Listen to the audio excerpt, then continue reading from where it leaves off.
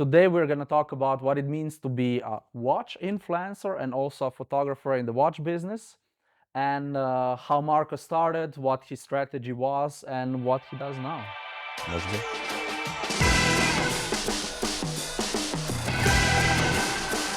Hi, welcome to the first episode of this podcast. I'm Marko, CEO and co-owner of Effect Agency. I'm a videographer and photographer since 17 years. And this is a podcast about creatives, basically looking a bit behind the scenes, how the industry works, how photographers work, models, makeup artists, influencers. Joining me today is Marko Koncina, watch influencer, YouTuber, and Instagrammer, but also my business partner beside Martel, which is currently behind the camera. Shout out Marcel. And we're going to discover a bit what he does today, what a watch influencer actually is, and a watch photographer. Thank you for having me, Rok. It's a pleasure. Been working with you since many years now, and obviously creating content. So let's get into it. So I want to ask you, what is a watch influencer? What do you do, basically? A watch influencer, I would say, is like generally a media platform Mhm. where you can discover new watches or find watches from the past and maybe rediscover them, learn about them, see nice content about them. And in theory, we influence people to purchase certain models of watches. In theory. But how they basically do this? I want to go, a bit of a technical detail. How does your day look like? Yeah. So usually I get a lot of emails from brands asking me to promote a watch. Mhm. I also get, let's say, clients and meet new brands on watch events. Mhm. So during the last 8 years, I built up like a portfolio of brands on WhatsApp, on emails, on Instagram. And then we basically keep in touch throughout the year to see what's new. And then if there's a watch I would love to cover, and if they have a budget for it, we just then talk about options about either promoting it on Instagram or YouTube or both, or we can create content for them with Effect Agency. Mhm. So in theory, there's many ways this works. But again, because I have a YouTube channel and Instagram, I try to keep it like I try to constantly post stuff on there. So either I do content with my own watches or stuff that's around the office, or I just visit the brands and basically make it happen like that. How do you start being a watch influencer? What, you woke up one day and you'll be like, oh, I want to be a YouTuber, or how does this work? So in theory, it started with the love for watches about 12 years ago, and then I moved to Switzerland from Slovenia, and basically always was trying to find a way to get into the industry.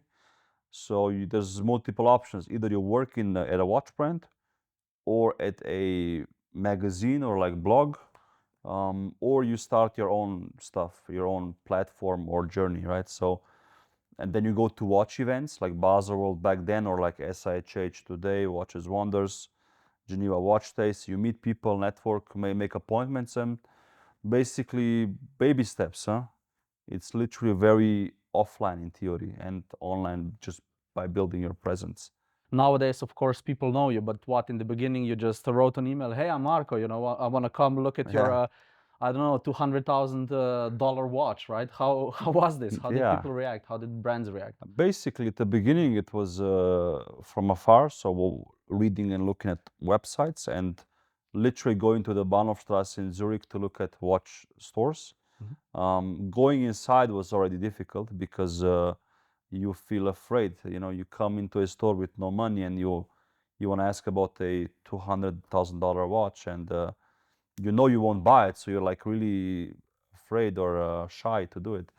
But for watch events, I just bought my Baselworld pass Mhm. for 3 days or 5 days. I bought a Canon camera and went there and basically on the spot made appointments.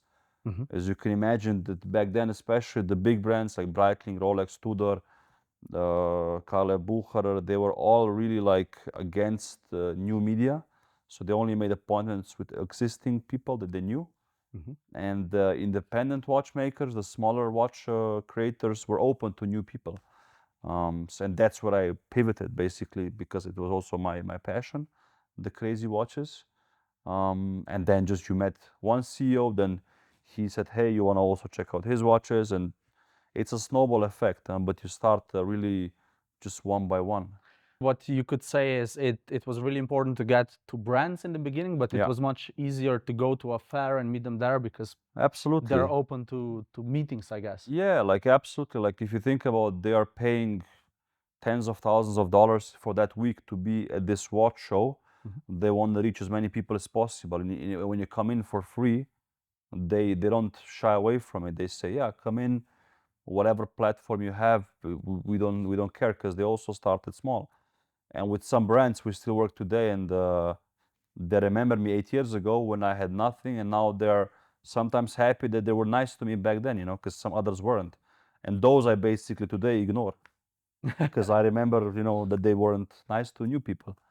And I was younger, I was 26 back then, so, and again, with nothing, no watch, and, just passion, basically. So as somebody would like start into 2025 Yeah. and want to be like an influencer in different topics, what would you recommend from your experience he does? So first of all, I would say choose your passion, or like figure out what you love, because for me, watches is something I would read about and look at and photograph, even if I would make money with it. So this makes the whole process much easier, because you get rejected a lot along the way. So you have to have this love for the product in order to continue this drive. Read a lot about stuff that you like, that you want to Mhm. dig into, and find a way or mimic a platform you like, and then, yeah, find your own voice as well. Like if you like cars, focus on a specific brand or a specific segment of the car industry. If you like furniture, focus on either high end or low end, or just one country or whatever. I would say choose your niche, because the more niche you go, the better. When I did it back in the day with independent watchmakers, it was very niche, because I couldn't find photos of very specific brands on the blogs. So I had to go there and shoot it myself. Otherwise, there was no photo. Today, it's a cool thing. So I think, yeah, just choose the most passionate thing you have, basically, because it makes the whole process much easier. Because it's a painful road ahead. You wanted in the beginning to be like a marketing specialist, an influencer, a photographer. How did you, because now somehow you Yeah. feel all of the roles, but what was the initial idea and how did the road go? At the beginning, it was just I loved watches. I wanted to be a watchmaker, and then this dream changed a bit. But I just wanted to be close to watches, kind of, I there wasn't any like path I wanted to go through, let's say marketing or photography or whatever. It was all just like I just want to see this watch in person. That's why I bought the camera and went to shoot it and then built the page. Mhm. But I also was reading a lot online and reading like personal development books about starting businesses and being your own boss and stuff. So I did like this idea. And then they all said basically, if you create a platform and talk about things, down the line, if it's successful, you can live out of it or sell it or whatever. Mhm. So I was like, okay, I love watches, so let's make a page. And then you also meet people online because you share certain watches and they invite you to their factories, Mhm. even though you have a few thousand followers back then. And you go, you take the train and drive 3 hours to the middle of nowhere in Switzerland and look at expensive watches. They give you some food. You come home at like 10 o'clock in the evening and you're happy, and then you go back to your normal job the next day. So it was like holidays sometimes as well. And then the skills developed, marketing, photography. It was all because of a need. Because I was trying to figure out, okay, I love watches. I have no degree in Switzerland. So the only way was to offer my service and expertise to the clients, Mhm. you know. When you came to the brands, you Yeah. saw that they basically need more exposure, or More exposure, or even like because I was talking to really small brands, they just didn't have photos, Mhm. like styled photos. That was always kind of my thing, styled photos or macro shots. In the past, a bit more macro shots. Now it's more styled. But and I was like, okay, I'm this, cheap source which can provide you photos because I love your watches. So at the beginning, I would just book anything, not even for payment, because it was for me an honor to have my photos on this brand's page. Now I'm much more smarter, I think. But Yeah, so That's how you grow. this is a topic that it's getting debated a lot online. Should you start working for free and then basically start charging clients, or should you actually just start charging, offering the clients the best you can, and then progress? What's your opinion? I think you have to start free. That's it. I believe in the mentality give to receive. So you have to give a lot to receive back, because imagine if you let's say you book a client, a watch brand, and you make amazing content for them, you post it, for them every day, one post, whatever, and then all of a sudden you're gone because you're not in the mood to do it anymore. They will feel this gap, and this gap has a price. And then you can tell them, hey, I would love to continue with you, but I have to get a job, and this doesn't allow me to work with you anymore because it's more far away or whatever. And then they can ask you, okay, we would like to hire you or employ you.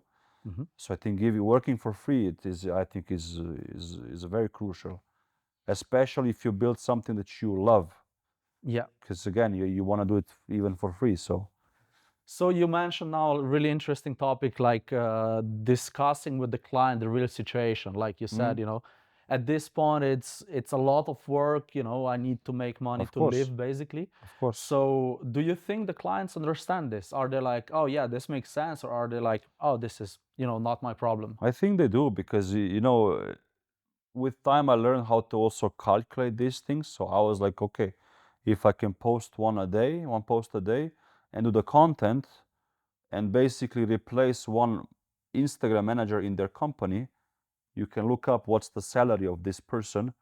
And if you offer them what I did, a bit lower, it was like a no-brainer for them. So they saved, let's say, I would say minimum 40% on somebody who should be internally. And I also made photos for them. So in theory, I replaced two people for the price of not even one. Yeah. So it was like, for them, it was a no-brainer to just please just stay, do your stuff. But for free, I think is important. Yeah. One part of your job, you could say, is also doing business to business with watch brands. How do you basically make a difference what content you can provide as an influencer and what content you can provide that the brand can use in their name, basically?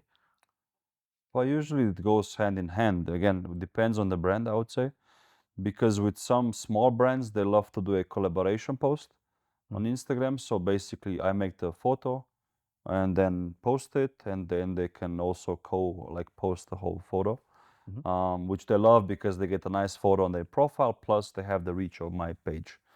But usually they ask for me when they talk to me, they want my exposure mostly. So that's why we also built the agency together, because we saw the need for more, right? So they were like, "We love your photos. Could you do also this for our company?" And we were like, "Sure, we can do it as well for you." And then some of these photos I either also post, or it's a part of a deal. Maybe sometimes just different influencers post the photos we create, because me as an influencer, I also know what photos are, let's say, current and hyped at the moment, or what type of content performs better. So we also not just make content for them, but also strategically advise them what could perform better organically, right? Because Yeah. paid ads are obviously easier. Would you say this is an advantage to other agencies that don't have like an in-house influencer, I think let's say, or yes. an in-house platform? I think yes, because obviously, because of me, sometimes they just like to visit, and see me and talk to me and show me like a new watch or what they're working on.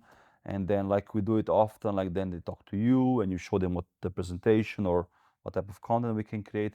They see the offices, they see that people are actually working here, right? It's not just like a YouTuber somewhere, doing his stuff. In a living room, yeah. Exactly, yeah, exactly. And I think it's a big benefit because they feel like we understand the product as well better, you know? As a marketing strategy, do you take like a lot of watch brands, right? Yeah. So do you take all of the brands, or just some brands, or just a few, or all of them, or the majority? Well, Yeah. and So how do you pick which one is good? it really depends, because let's say the YouTube has a different filter than the Instagram has. So Instagram, I would take more brands than on YouTube, because I'm less picky for Instagram. It's also less work for a post. versus a whole YouTube video.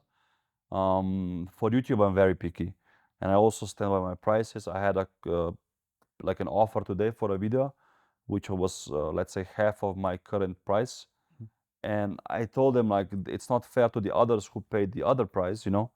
And but I offered him Instagram post, let's say, because again, it's just different work from my end with research. And because when I do a YouTube video review, let's say I film the watch for 2 hours on average, 2 to 3, depends how many watches there are. I have to make the script, I have to talk about the script right in the camera, then the team needs to edit it, and I have to look at the video again, maybe once or twice or 3 times. So I really like need to love this product, you know, Yeah. or the brand needs to speak to me, otherwise I just won't do it, you know, because it's boring, that's it, you know. But there also, for example, if politically a brand is not uh, doesn't have the direction you want to go, you take them on because they pay, or you just leave it out? No, unfortunately I don't take them on because it would be better for money. But again, I think for me it's very hard to go to a meeting and fake it. So I had like an invitation to Watches and Wonders now for a big brand, which I know they have investment money. It's a big group brand, but I'm like, you know, it's hard to go to a meeting and fake that you like the product. Yeah. You know, it's really difficult. Like it sounds maybe stupid, but it's and I think they sense it because they never see they're watching your feed. And after the meeting, if you don't follow up, it's like, why did you waste your time and hours, you know? So I'm very picky, and So we come back to basically the thing that you said, that you gotta love what you do, right? I think Because so, yeah. let's talk about a little bit less glamorous style of being an influencer, because all people see it's, yeah, it's nice, you have the fame, you know, you have the watches, you have meetings with the cool people, but Yeah. are there actually also hard times? Is it like sometimes you think, oh shit, you know, maybe if I would do something else it would be so much easier? You have these moments, and what do you do? How do you motivate yourself? I think being independent since 2017 now, it's extremely hard. Huh? Like I don't advise starting a company to most people. It's hard because you have your daily business, which is, you know, accounting, emails, insurances, and just really the boring business stuff. And you have then the issues with, you don't want to work with this brand, but you need the money for the business, you know, and vice versa. So you have to take on some clients because it will pay for your future. Then you have costs, obviously. Every trip you do, again, it looks sick. Huh? Marko was in London, but this trip I had to pay for it, right? Or like Singapore, I had to pay for Singapore to go there.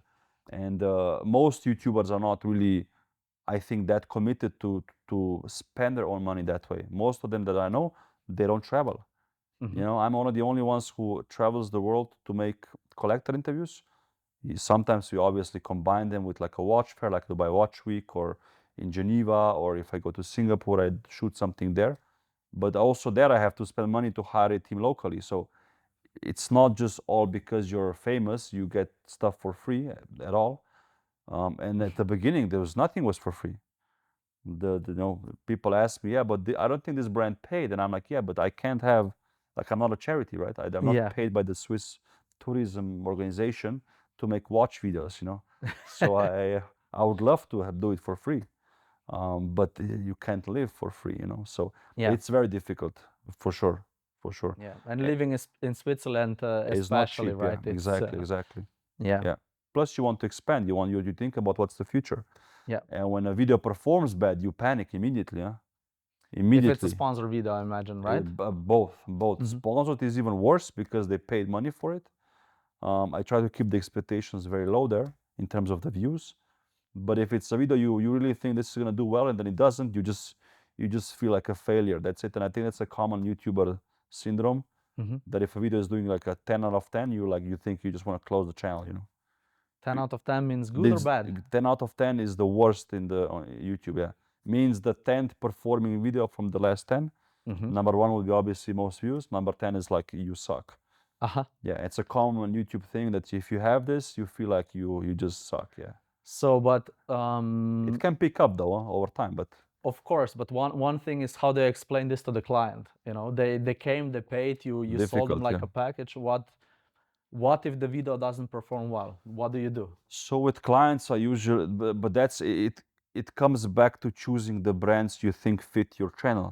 Let's say, because there's some brands which I would love to feature, but I know this would not fit the channel, or the views will be lower, or let's say my audience would be like, why do you cover this brand now? So it really depends. I think it depends what you choose to promote. It reflects on the views as well, I think. Yeah.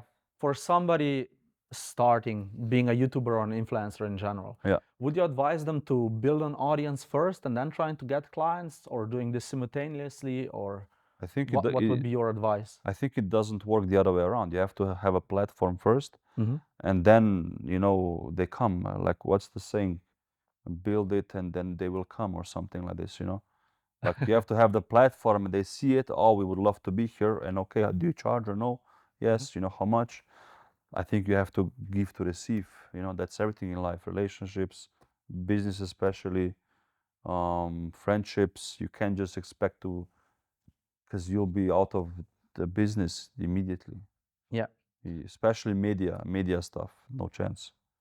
How I wanted to ask you, for example, how do you approach content as an influencer for your channel, or how do you approach content as doing the content for them? Because there is obviously it's different if it's done on your channel or Yeah. if it's done for them. So for me, it's usually, again, I would look at what works. So either it's like a wrist roll, or a unboxing.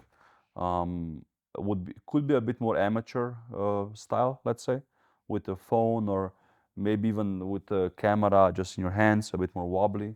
Or you could also shoot their watch with other watches so people can compare, which for them it's always like a no, no, don't show our watch with this brand because it's a competition. But you tell them your watch is less popular if it's next to a popular watch, it's gonna be better. You explain it to them, like this, basically. So everything is strategy, right? It's nothing Strategy, yeah. placed by mistake, or No, placed. no, nothing. It's for me, it's more a gut feeling when I do photos. So I look at colors and composition. I never learned it. I just kind of think it looks cool. Probably it's not. If you look at these, like, golden circles, ratios, thingies, it's like, you sometimes ask me how. I'm like, I don't know. It just looks okay, and I can't explain to you, because then I see Instagram posts about a golden ratio and the triangle composition. I'm like, wow, this would be good to know, but I just never then look at it, again. So yeah, but for them it's different, because you talk to them, you ask them what's the strategy, what's the colors, more bright, more dark mood, accessories, or leather, or textile. Yeah, just Yeah. a brief, basically, right? But Yeah. that's more your role in the company as well, which I'm happy to not do. Yeah, getting back to the ratios, Marko has like a super good feeling what goes well together, and Thank you. basically he uses all of the rules and the positions and everything how it should be without him knowing a lot of times. So Yeah, it's all the time. sometimes you're born with the talent. Thank you. Hope so. Hope it works so far. But yeah, but just what visually looks nice. Of course, when I started, like, especially doing the video stuff, you and Marcel taught me everything, right? With ISO, shutter speed, because I didn't know. I literally bought the camera, and when I met a photographer at my first watch event, I asked him how to set up the camera, and then he's like, "Yeah, we shoot everything in manual mode." I'm like, "Oh my God!" For me, manual was like Jesus, because I was on automatic mode, which was horrible. The shutter speed was all over the place. Yeah, You the went white balance, I imagine, on the flares, everything yeah. was yellow. It's just horrible. The reflections were everywhere. Now I know, with a few small fixes or a different camera, you can just do a nice content. But back then, my first Baselworld photos of expensive watches were horrible. Yeah. Horrible. The important question. Yeah. Which camera do you use? Oof. So for me, it's very easy. I don't like to change equipment really, really often. So I use a Canon 5D SR. It's a camera I bought I think 6 years ago, maybe 7 even. I'm not even sure. Mm-hmm. And I'm gonna use it until it basically doesn't work anymore. Mm-hmm. I have one lens, 100 millimeter macro from Canon, and that's about it. Mm-hmm. For watch events now, or like I visited a watch brand now in London, Mm-hmm. I use the Leica Q3 Mm-hmm. because again, it just does the job for me. Basically, I don't have to set up anything. Obviously, now I know how to set up manual and even without the light and everything. But this camera is just, I would say, for stupid users. So The what's the Q3 is difference, just between the Canon that you use and the Leica? Canon is just huge. First and foremost, it's a big camera. Yeah.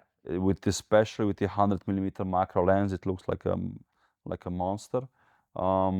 It doesn't have like wide angle, Mm-hmm. which this one kind of has. So it's a this one has a focal length Off. of